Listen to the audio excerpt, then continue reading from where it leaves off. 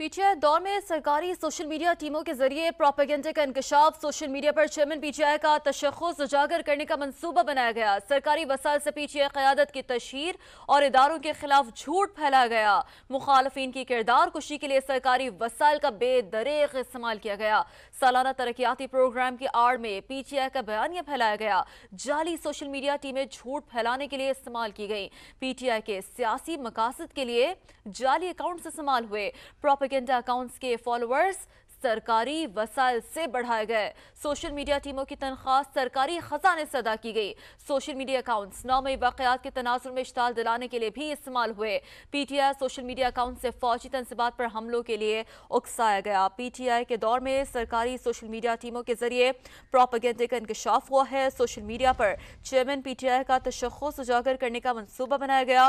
सरकारी वसाइल से पीटीआई क़यादत की तशहीर और इदारों के खिलाफ झूठ फैलाया गया। मुखालफिन की किरदार कुशी के लिए सरकारी वसाइल का बेदरीग इस्तेमाल किया गया। इसी पर मजीद बात करेंगे। Senior anchor person Munib Farooq हमें ज्वाइन कर चुके हैं। मुनीब, सरकारी वसाइल का इस तरीके से बेदरीग इस्तेमाल किया गया है, क्या कमेंट करेंगे? देखिए, ये बात हैरान कुन नहीं है, क्योंकि पहले भी इस तरह की इत्तला तो आती थी। ये पाकिस्तान तहरीक-ए-इंसाफ की सोशल मीडिया पे वैसे ही बड़ी प्रेजेंस थी, लेकिन जिस तरीके से उन्होंने इसको एक प्रोपेगेंडा मशीन के तौर पर इस्तेमाल किया, चले कोई जमात अपने एक्सपेंस पे ये सब कुछ करे तो फिर भी समझ आता है, लेकिन अगर तो सरकारी वसाइल का इस्तेमाल करके ये सब कुछ किया गया है तो फिर तो ये बात बड़ी ही डैमेजिंग है मुल्क की खजाने के लिए भी, और वैसे भी एक बड़ी गैर कानूनी प्रैक्टिस है।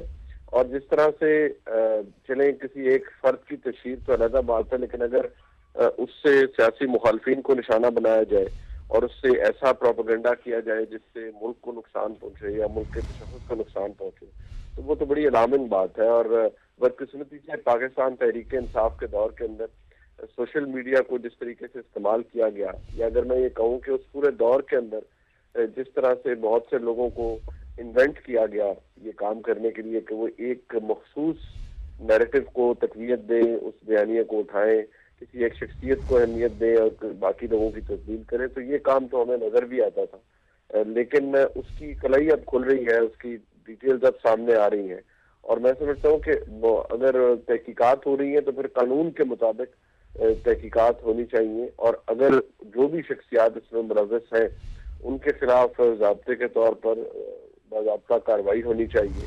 और अगर उन्होंने वाकई हुकूमती खजाने का बेदरीग इस्तेमाल किया है तो फिर ऐसे लोगों से सरकारी खजाने में वो पैसे वापस जमा करवाने चाहिए और बताना चाहिए कि ये लोग कौन थे। ये सिर्फ पेपर पर एग्जिस्ट नहीं करते, ये एक्चुअली लोग थे, और इन लोगों का काम क्या था, और इनको इनकरेज किसने किया, इनको एंगेज किसने किया, इनको इस काम के लिए नौकरी किसने दी, हायर किसने किया।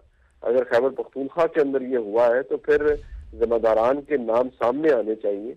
सिर्फ लोगों का कि इतने लोग इन्वॉल्व थे या उनकी लिस्ट जारी होने से काम नहीं बनता।